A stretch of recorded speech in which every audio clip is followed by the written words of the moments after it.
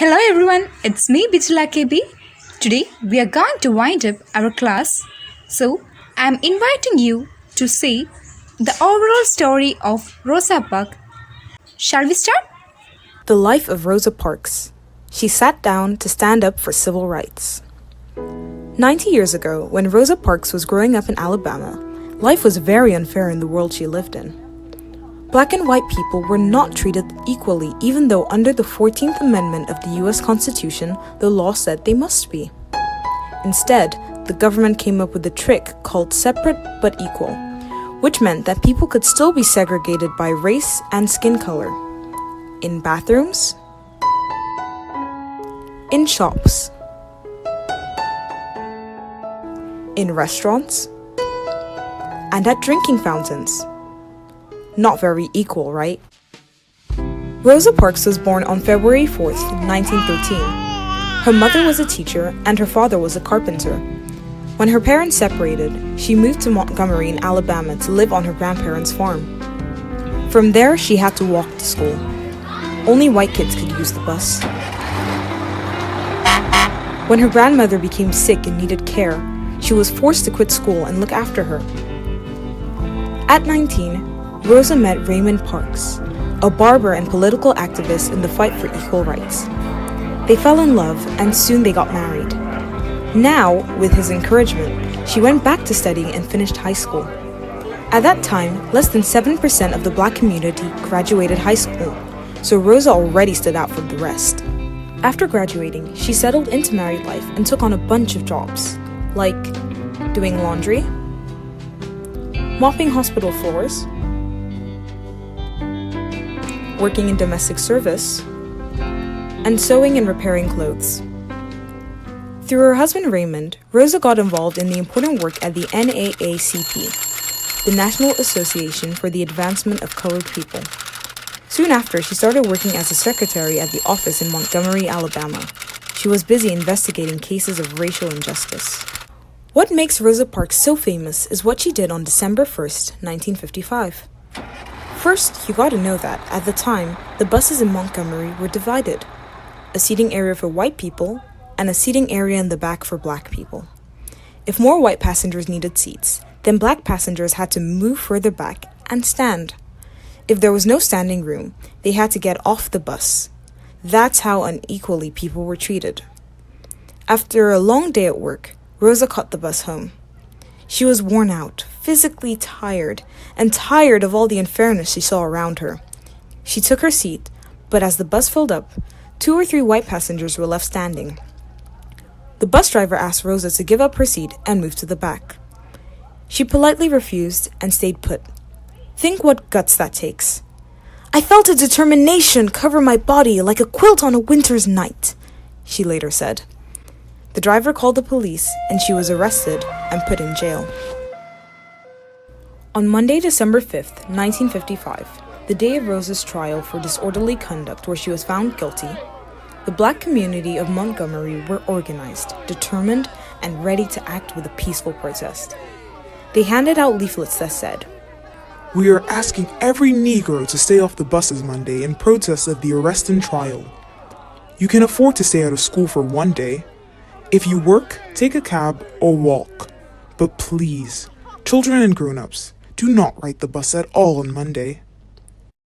That Monday, no one used the buses. Everyone stuck to the boycott. People organized car sharing. Cabs charge only 10 cents for a ride, and a lot of the 40,000 people just walked. Do you have any idea how long they kept up the protest? 381 days. That's more than a year. Imagine how tough that must have been. Their victory came a year later when the Supreme Court said the segregation on public transport was against the law. Rosa Parks devoted the rest of her life to the fight for equal rights. Rosa wasn't the first to refuse to give up her bus seat to a white passenger. Don't forget brave women like Lily Mae Bradford, Irene Morgan, and Claudette Colvin, and other activists before her who did the same. Rosa Parks died in Detroit, Michigan in 2005 at the age of 92. Today, Rosa's defiance remains a symbol for us of everything we admire: courage, integrity, dignity, and true determination. No wonder she lives on forever as the mother of the freedom movement. ഇനി നമ്മൾ കഴിഞ്ഞ ക്ലാസ്സിൻ്റെ തുടർച്ചയാണ് എടുക്കാൻ പോകുന്നത്. ഇനി നമുക്ക് ക്ലാസ്സിലേക്ക് കിടക്കാം. She did not get up. The driver got off the bus and brought the police in. They arrested Rosa, said she had broken the law, and sent her to jail. അവൾ എഴുന്നേൽക്കാത്തത് കൊണ്ട് ഡ്രൈവർ പുറത്തിറങ്ങി പോലീസിനെ വിളിച്ചു. നിയമം ലംഘിച്ചു എന്നാരോപിച്ച് റോസയെ arrest ചെയ്യുകയും ജയിലിലേക്ക് അയക്കുകയും ചെയ്തു. The news of Rosa's arrest soon spread all over the town. The black people of Montgomery decided to fight for her to come out of jail. They knew they couldn't fight with the police. They decided to fight with the bus company instead. റോസയെ arrest ചെയ്ത വാർത്ത പെട്ടെന്ന് തന്നെ നഗരത്തിൽ മൊത്തം പരന്നു. മോൺട്ഗോമറിയിലെ കറുത്ത വർഗക്കാരായ ജനങ്ങൾ റോസയെ പുറത്തിറക്കാൻ വേണ്ടി പോരാടാൻ തീരുമാനിച്ചു. അവർക്കറിയാമായിരുന്നു അവർക്ക് പോലീസിനെതിരെ പോരാടാൻ കഴിയില്ലെന്ന്. അതുകൊണ്ട് അവർ ബസ് കമ്പനിക്കെതിരെ പോരാടാൻ തീരുമാനിച്ചു. They boycotted the buses. This means they stopped using them. No black passenger, they said, will use the city buses until Rosa is free. Instead, they went to walk in private cars and shared the cost of taxis. അവർ ബസ്സുകൾ ബഹിഷ്കരിച്ചു. അതിനർത്ഥം അവർ ബസ്സുകൾ ഉപയോഗിക്കുന്നത് നിർത്തി. റോസ പുറത്തിറങ്ങും വരെ ഒരു കറുത്ത വർഗക്കാരനും ബസ്സുകളിൽ കയറില്ലെന്ന് അവർ തീരുമാനിച്ചു.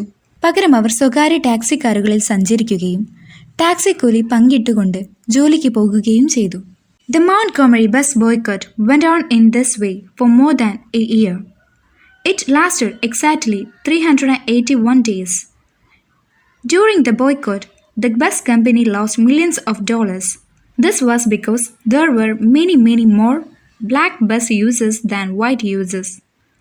Without black passengers, buses ran almost empty. Montgomery bus ബഹിഷ്കരണം ഒരു വർഷത്തോളം തുടർന്നു. കൃത്യമായി പറഞ്ഞാൽ 381 ദിവസത്തോളം ഇത് തുടർന്നു. ബഹിഷ്കരണ കാലത്ത് ബസ് കമ്പനിക്ക് കോടിക്കണക്കിന് രൂപ നഷ്ടം വന്നു. അതിന് കാരണം ബസ് ഉപയോഗിക്കുന്നവരിൽ വെള്ളക്കാരേക്കാൾ കറുത്ത വർഗക്കാരായിരുന്നു കൂടുതൽ. കറുത്ത വർഗക്കാരുടെ അഭാവത്തിൽ മിക്ക ബസ്സുകളും കാലിയായാണ് ഓടിയത്. Meanwhile, Rosa Parks was tried in a court of law. The judge ordered her to pay a fine. He said she had broken the law of segregation. Rosa's lawyers advised her not to pay the fine and she took their advice. Then, they went to the higher courts and finally to the highest court, the American Supreme Court. അതേസമയം റോസ park കോടതിയിൽ വിചാരണ ചെയ്യപ്പെട്ടു. Judge അവളോട് fine അടയ്ക്കാൻ ആവശ്യപ്പെട്ടു.